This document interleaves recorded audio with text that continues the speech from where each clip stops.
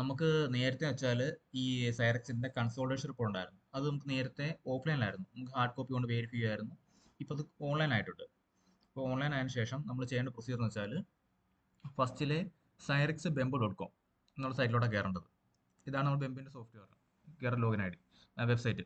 അപ്പോൾ ഇതിൽ കയറിയ ശേഷം നമുക്ക് ഓരോ ഹോസ്പിറ്റലിനും യൂസർ നെയിം പാസ്വേഡും ഉണ്ട്. ഇപ്പോൾ ഞാൻ എക്സാമ്പിൾ എടുത്താൽ തൃക്കടൂർ എടുത്തേക്കുന്നത് CHSയിലെ.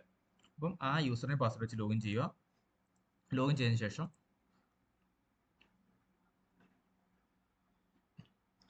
അതിൽ നമുക്ക് ഏറ്റവും താഴെ നിന്ന് 5ാമത്തെ ഓപ്ഷൻ ഉണ്ട്, കൺസോളേഷൻ റിപ്പോർട്ട് എന്നുള്ള.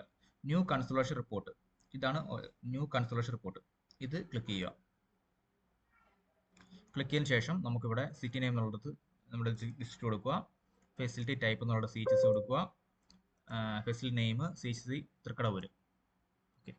ഡേറ്റ് ബൈ റേഞ്ച് ഉണ്ട്, അവിടെ ക്വാർട്ടർലി എടുക്കണം, ക്വാർട്ടർ വൈസ് കൊടുക്കുക. എന്നിട്ട് ക്വാർട്ടർ ഇയർ എന്നുള്ളതുണ്ട്, അവിടെ 2025 ഏറ്റവും പുതിയതാണ് ചെയ്യുന്നത്. ബാക്കിയെല്ലാം ഹാർഡ് കോപ്പി ഓൾറെഡി കഴിഞ്ഞതാണ്. 25 എടുക്കുക. എന്നിട്ട് ക്വാർട്ടർ എന്നുള്ളിടത്ത് നമുക്ക് ഹാഫ് ഇയർലി ആണ് വരുന്നത് CHSക്ക്. ഇപ്പോൾ ഡേറ്റ് കൊടുത്തിട്ടുണ്ട് ഫെബ്രുവരി 21 തൊട്ട് ഓഗസ്റ്റ് 20 വരെയുള്ള ഡേറ്റ് ആണ്. ഇപ്പോൾ നമുക്ക് ഇതാണ് ചെയ്യുക, ഹാഫ് ഇയർ ഫസ്റ്റ് ക്വാർട്ടറാണ് ചെയ്യാനുള്ളത്. അപ്പം ക്ലിക്ക് ചെയ്യുക, സെർച്ച് ചെയ്യുക.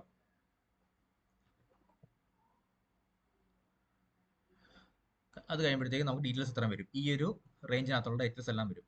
ഫെബ്രുവരി തൊട്ട് ഓഗസ്റ്റ് ഡേറ്റയ്ക്കകത്ത് ഇത്രയും കിട്ടും.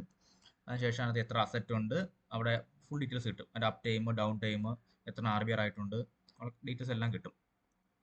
അതിൽ നമുക്ക് ഇവിടെ ഓപ്ഷൻ ഉണ്ട്, ഒരു ഡൗൺലോഡ് ബട്ടൺ ഉണ്ട്. അതിൽ ക്ലിക്ക് ചെയ്യാന്നുണ്ടെങ്കിൽ നമുക്ക് ഇതിൻ്റെ എക്സൽ ഷീറ്റ് ഓപ്പൺ ആയി കിട്ടും.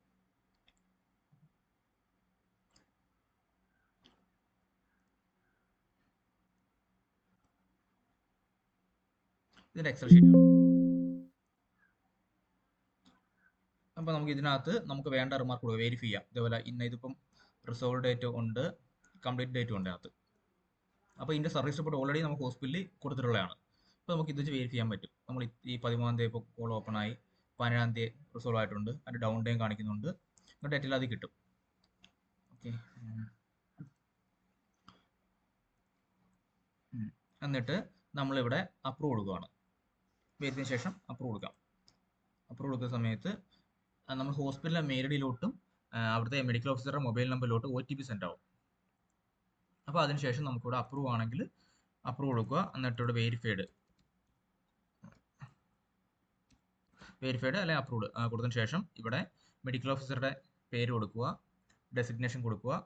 എന്നിട്ട് തൊട്ട് താഴെ OTP എൻ്റർ ചെയ്യുക. അഥവാ OTP ഇൻവാലിഡ് ആയി കഴിഞ്ഞാൽ നമ്മൾ റീസെൻറ്റ് കൊടുക്കുക. റീസെൻറ്റ് കൊടുത്ത ശേഷം വീണ്ടും OTP വരും.